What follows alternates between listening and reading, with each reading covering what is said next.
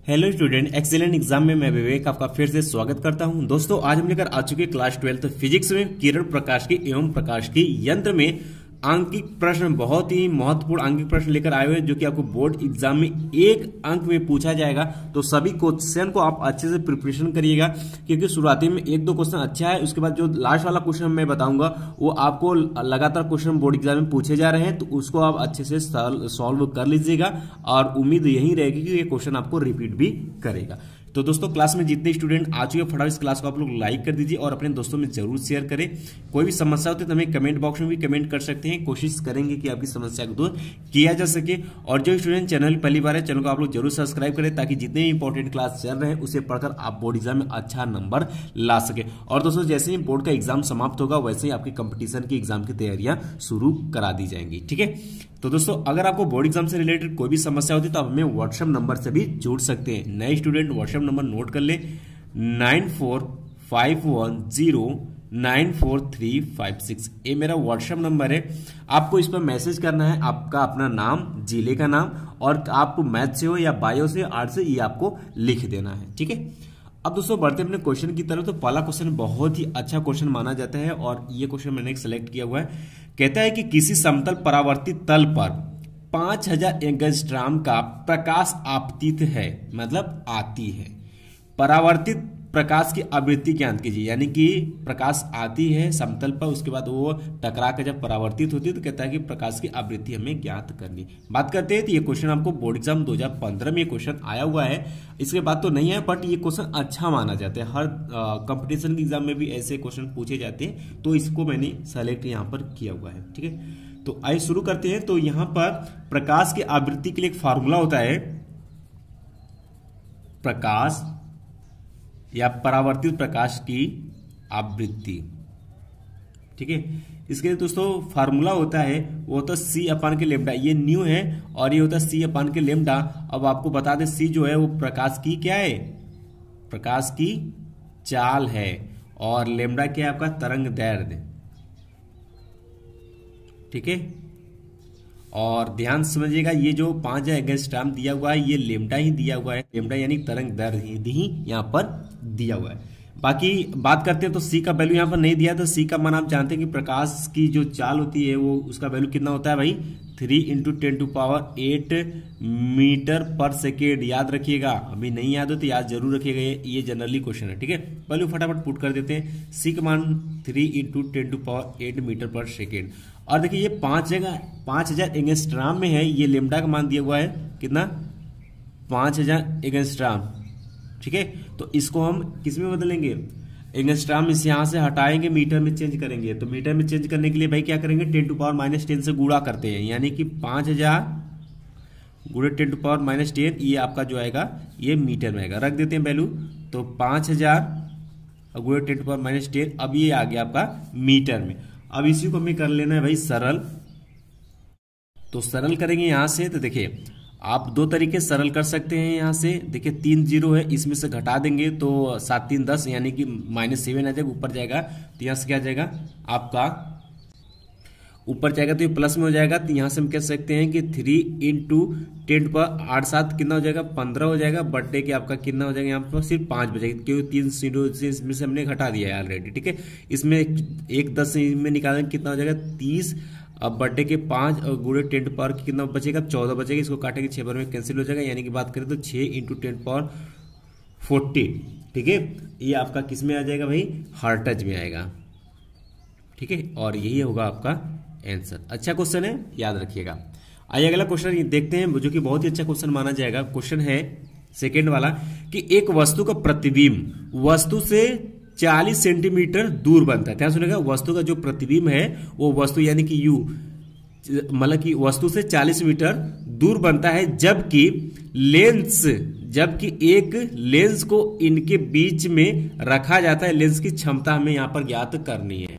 अब दोस्तों यहाँ पर ध्यान देने वाली बात यह है, कहता है एक वस्तु का प्रतिबिंब वस्तु से 40 सेंटीमीटर दूर बनता है, यानी कि यहां से हम कह सकते हैं कि अगर लेंस के लिए बात करते हैं, लेंस के लिए ही पूछा हुआ तो लिखेंगे लेंस के लिए।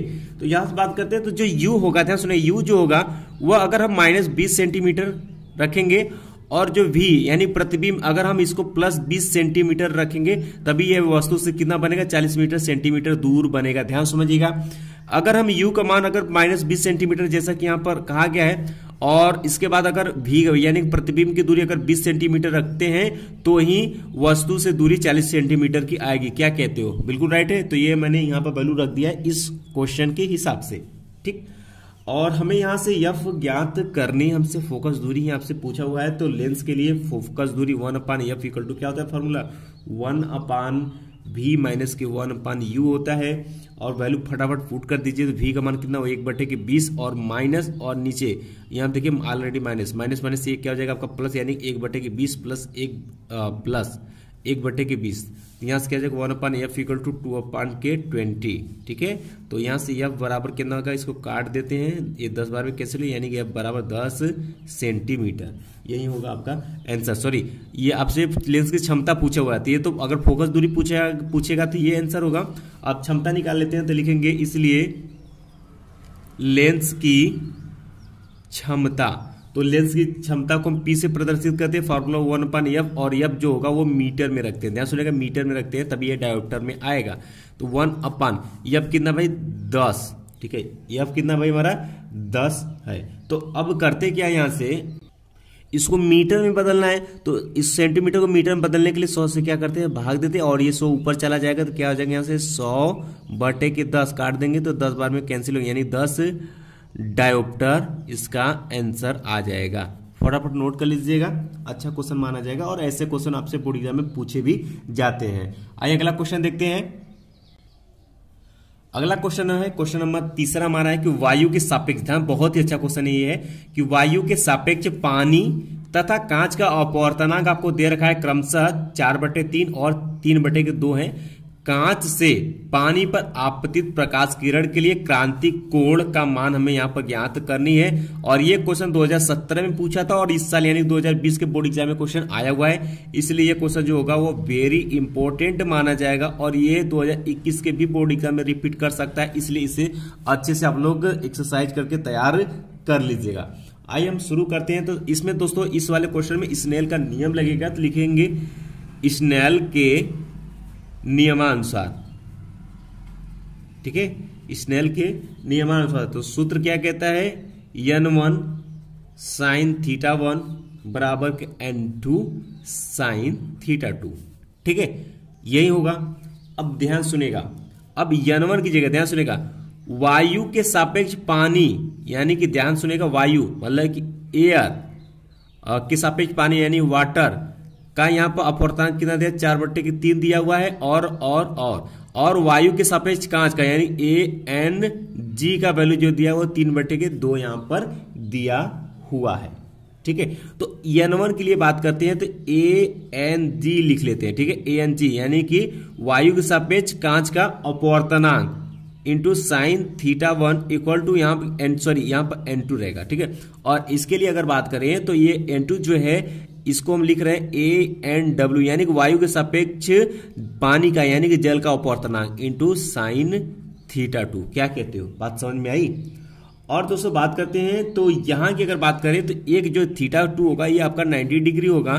तो यहां से अगर बात रखते हैं तो, और ये जो sin θ1 होगा ये आपका क्या होगा भाई, ये आपका क्रांतिक कोण होगा। तो यहां पे इसको वैल्यू पुट कर लेते AN और ANG, और sin थीटा को हम क्या लिख देते हैं, sin C, यानी कि हमें क्रांतिक कोण होगा। और यहाँ पर जो θ2 का मान होगा वो 90 डिग्री होगा। तो यहाँ से लिखेंगे ANW इंटू साइन 90 डिग्री। अब फटाफट वैल्यू पुट कर दीजिए। ANG का मान हमने यहाँ दिया हुआ कितना, 3/2 दिया, इंटू क्या हो जाएगा यहाँ से sin C equal to ANW।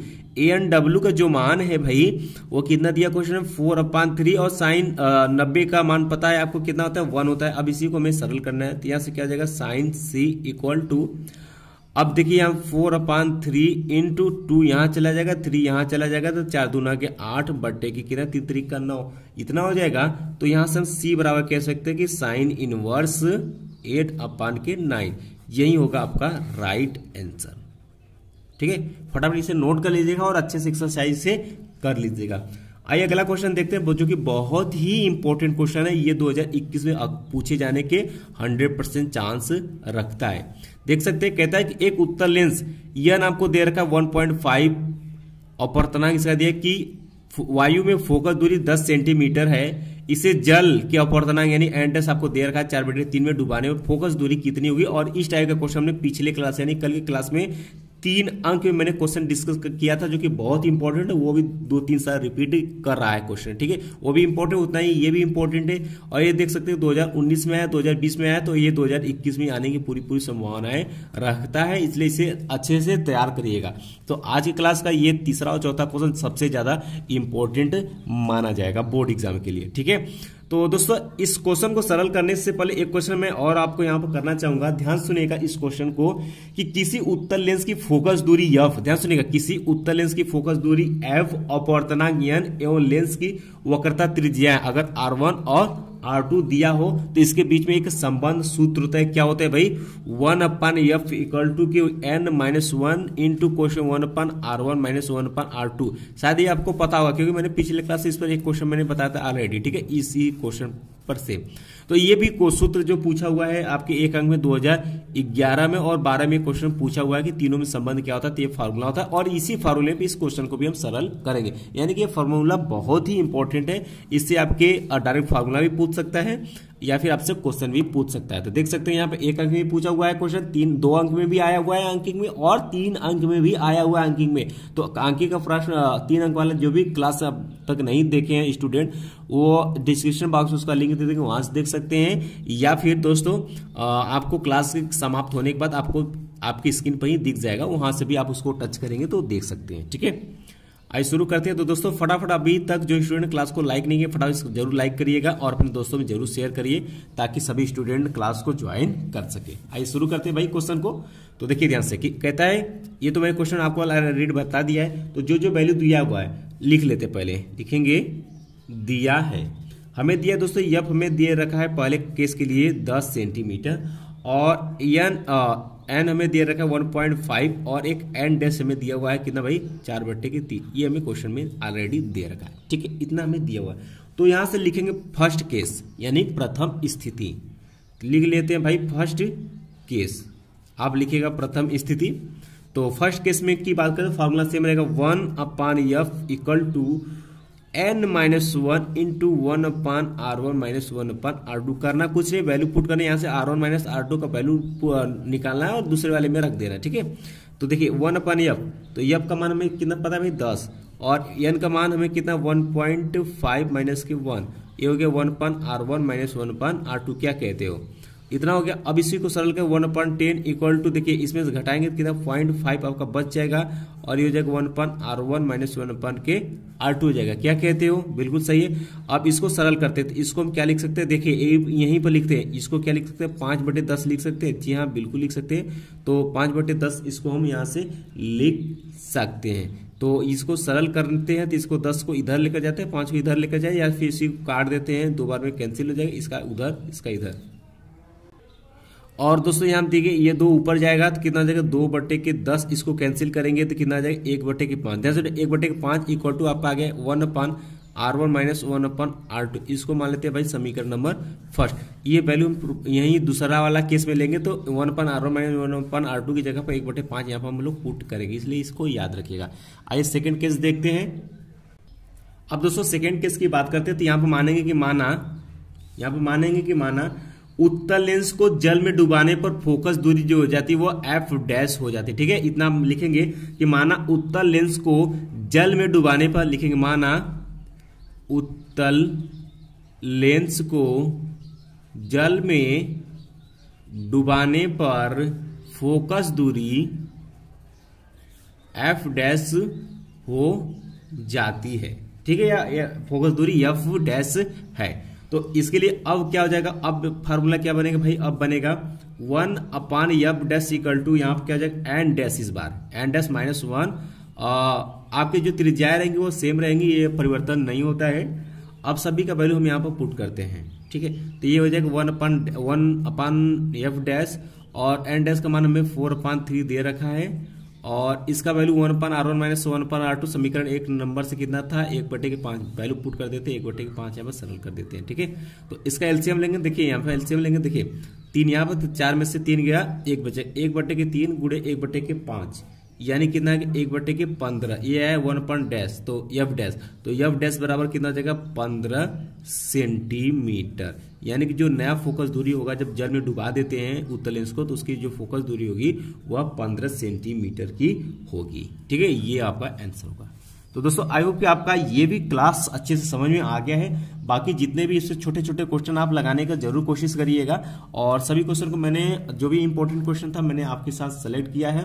बाकी कल की क्लास में यानी कि नेक्स्ट क्लास में हम इसका 2 अंक का भी आंकिक प्रश्न देखेंगे, तो इस तरीके से हमारा इस अध्याय का आंकिक प्रश्न पूरी तरीके से क्लियर हो जाएगा। तो दोस्तों चलते चलते जितने स्टूडेंट क्लास में फटाफट इस क्लास को अभी तक लाइक नहीं किए, फटाफट इस क्लास को लाइक और शेयर, और जो स्टूडेंट चैनल पहली बार है चैनल को जरूर सब्सक्राइब करें, ताकि जितने भी इंपॉर्टेंट क्लासेस चले उसे पढ़कर आप बोर्ड एग्जाम में अच्छा नंबर ला सके, और जैसे ही आपका बोर्ड का पेपर समाप्त होता है वैसे आपकी कंपटीशन की तैयारियां भी शुरू करा दिया जाएगा। ठीक है, बाकी दोस्तों मिलते हैं 8:30 बजे केमिस्ट्री क्लास में, तब तक के लिए जय हिंद जय भारत।